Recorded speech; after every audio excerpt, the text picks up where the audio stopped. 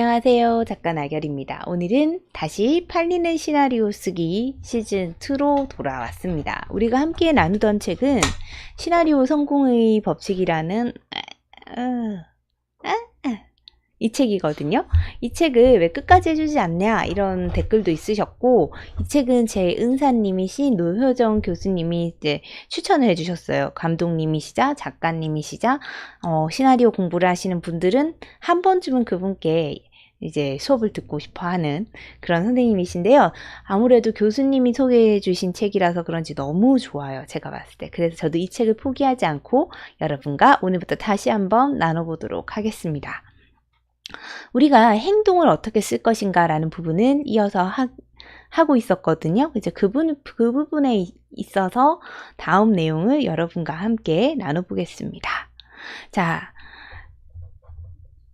캐릭터를 소개한다는 가정하에 이렇게 한번 여기서 예를 들고 있어요. 우리가 오늘 지금 첫 번째 예시로 다룰 캐릭터는 셀리라는 여성이고 40살이에요. 뚱뚱하고 명랑해요. 통통하고 명랑한 여성인데 대학 다닐 때는 육상선수였어요. 그녀는 유머 감각이 뛰어난데 어떠냐면 그렇지만 그 유머 감각을 지나치게 발휘하지는 않고 그러고 싶을 때는 꾹 참는 편이에요. 장난을 치고 싶을 때 참는다는 거죠. 근데 이 문장을 우리가 이제 시나리오화 한번 해볼게요. 근데 여기서 중요시 생각하셔야 될 두 가지가 있습니다. 첫 번째는 셀리가 어떤 사람인지 우리가 보여주기 위해서 관객들에게 우리는 셀리의 말과 행동만 보여줘야 돼요. 그녀가 명랑한 사람이라는 것을 보여주고 싶으면 그녀의 얼굴이 환하다라는 것을 장면으로 표현할 수 있어야 돼요. 우리가 볼 수 있는 것은 그것뿐이기 때문에요. 사소한 차이 같겠지만 시나리오 검토 담당자에게, 그러니까 여러분이 시나리오를 검토하는 사람한테 이 캐릭터를 어떻게 하면 인상적으로 보실 수 있을까, 그런 사람들이 그 인상을 심어주는 것은 시각적인 인상을 심어줄 때 가능해요. 어떤 캐릭터를 묘사할 때 우리가 그 악당은 정말 무서워 라고 누군가 말하는 걸로 들려주는 것은 시나리오 검토 담당자들에게 와닿지 않아요. 시나리오를 읽는 사람들에게요. 정말 무서운 어떤 모습을 보여줘야 되는 거죠. 이를테면 범죄도시에 제가 좋아하는 악당 장첸이 처음 등장했을 때 어떻게 하나요? 그죠? 손목을 자르나요? 그 시작부터 그런 인상, 시각적으로 얼마나. 그리고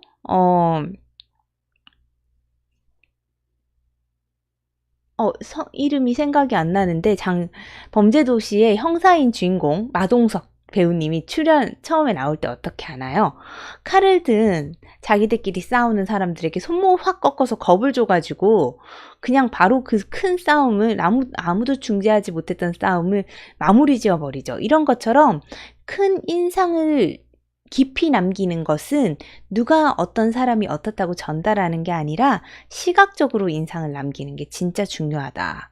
그래서 우리도 지금 셀리 40대니까 셀리의 환한 얼굴로부터 시작하는 것을 써야 된다는 거죠. 그럼 아까 말했던 그런 특징을 가진 셀리가 나타나는 첫 등장 장면을 이 책에서는 이렇게 썼어요. 잭이 들어선다. 셀리가 환하게 웃는다. 셀리, 이봐요. 우리 야옹이가 뭘 먹는지 한번 봐요. 라고 하면 잭이 의자에 미끄러 들어가는 동안 그녀는 그에게 커피 한 잔을 따라준다.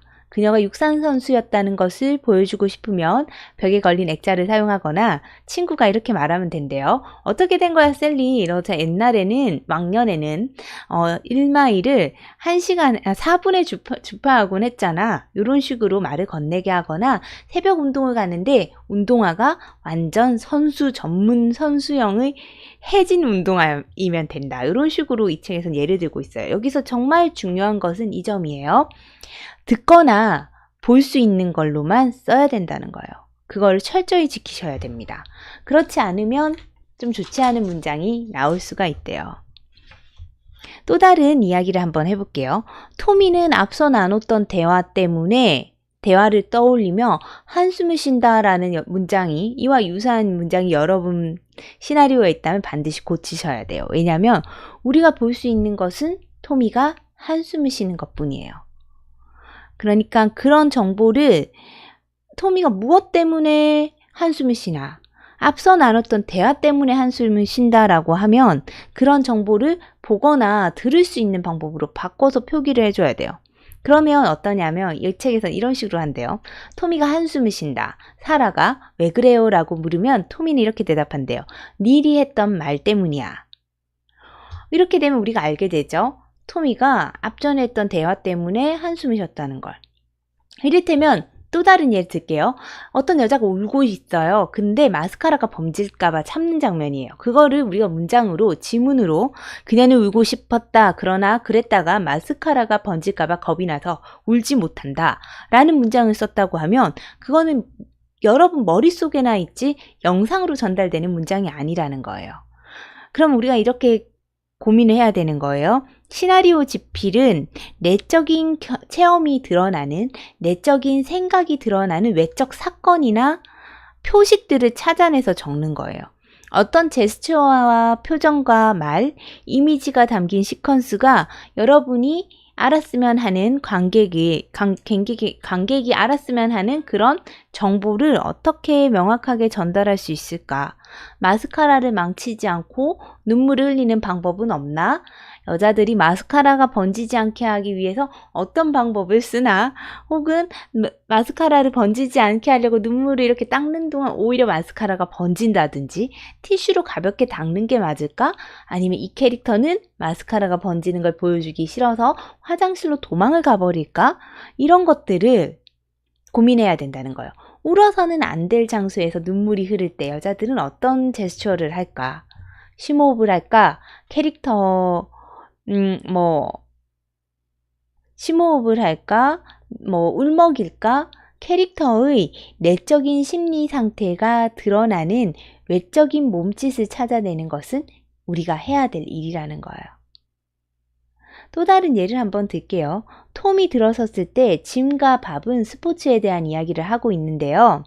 짐은 어떤 선수는 어떤 팀에서 보유한 가장 뛰어난 선수라고 얘기하고 있고, 밥은 하지만 그 친구는 상대가 안 돼. 그 친구는 어떤 선수에게는 상대가 안 돼. 누구냐면 하는데 톰이 들어오는 거예요. 그래서 톰! 하고 이렇게 소리를 지르게 된대요. 근데 여기서 중요한 것은 우리가 시나리오에서 어떤 시각을 포인트로 보여줄 거냐는 거예요. 우리가 만약에 문을 열고 들어오는 톰의 시각에서 짐과 밥을 보고 짐과 밥이 술집 저 뒤편에서 이야기를 하고 있어서 톰이 들어오는 시선에서는 멀리 앉아있는 짐과 밥이 보이는 거라면은 관객들은 짐과 밥이 무슨 이야기를 하는지 제가 앞서 말했던 대화들은 들을 수가 없죠. 그러면 우리는 관객이 영화 속에서 들었으면 하는 것, 들을 수 있는 것들만 적어야 된다는 거예요. 톰이 문을 열고 들어온다. 주위를 둘러본다. 뒤편에서 짐과 밥이 잡담을 하고 있다. 밥은 톰에게 손을 흔든다. 톰이 다가간다. 이런 식으로 적게 된다는 거죠.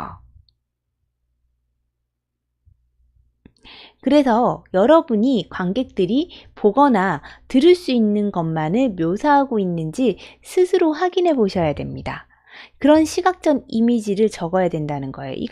이런 순간이 어떤 모습을 띠는지 우리가 많이 고민해야 되고, 이런 것들, 이런 캐릭터의 어떤 특징이 보여지는 하나의 문장들은 시나리오 검토 담당자들 마음속에 이미지를 심어줄 수 있어서 이 시나리오가 굉장히 좋게 보일 수 있대요. 행동은 상상을 할 수가 있죠. 하지만 상상이 안 되는 내적 갈등은 시나리오에서 전혀 표현이 될 수가 없습니다. 그죠?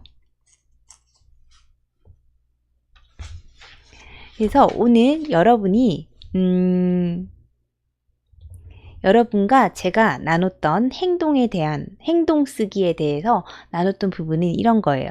스크린에 구현될 화면에 기여를 할 수 있는 내용만 쓴다 라는 거예요. 자, 예를 들면 우리가 어떤 뭐뭐 같은 사운드 트랙이 나온다 이런 말을 쓰면 안 된다는 거예요. 그건 우리 영역이 아니죠. 음악 감독의 영역이에요. 그런 영역을 빼고 우리가 영화를 이야기해 준다고 생각하고 영화를 보는 대신 이야기를 읽고 보지 않고 여러분이 시나리오를 읽으면 영화를 보고 있진 않지만 영화를 보는 느낌이 들어야 돼요. 만약에 여러분이 시나리오를 읽었는데 영화를 보는 대신 이야기를 읽고 있는 느낌이 든다면 잘못 쓴 거라는 거예요. 그런 것들은 보통 소설에서 많이 그런 방법을 쓰죠. 내적인 생각과 내적 사고를 한 장을 써도 소설에서는 뭐라고 하지 않아요. 하지만 시나리오는 겉으로 표현되지 않는 행위들을 적어 놓으면 그건 어쨌든 관객에게 전달되지 않고 많은 사람들이 자기가 생각하고 싶은 대로 생각해요. 마스카라가 번질까봐 겁난다 라는 말은 말이 적어져 있을 때 마스카라가 번졌을 때 어떻게 겁나할까는 사람마다 다른 경험과 다른 것들을 봐왔기 때문에 우리가 똑같은 영화를 보도록 상상할 수 없게 만들어요. 그래서 명확하게 행위와 말을 영화에 나올 수 있는 거, 우리 스크린에 들어갈 수 있는 말들로만 적어주시는 게 필요한 것이다 라는 이야기였습니다. 오늘 여러분과 함께 행동을 묘사하는 방법, 핵심은 이것이에요. 듣거나 볼 수 있는 방법. 듣거나 볼 수 있는 것만 쓴다는 원칙을 지켜서 행동을 한번 묘사해 보세요. 여러분이 쓰시는 영화가 시나리오가 영화로 나왔을 때 어떤 장면이 적혔을지 생각해서 한번 써보시기를 해보시면 많은 것들을 고쳐야 할 수 있고 많은 것들이 좋아질 수 있다는 것을 기억하셨으면 좋겠습니다.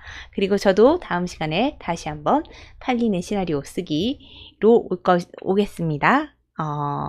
그때까지 좋은 글 쓰시고요. 저와 함께 시나리오 이야기, 좋은 생각 나누기 하시고 싶으신 분은 골든 해피어 카페로 오시면 좋은 이제 글쓰기 모임도 하고 있으니까요. 참고로 해주세요.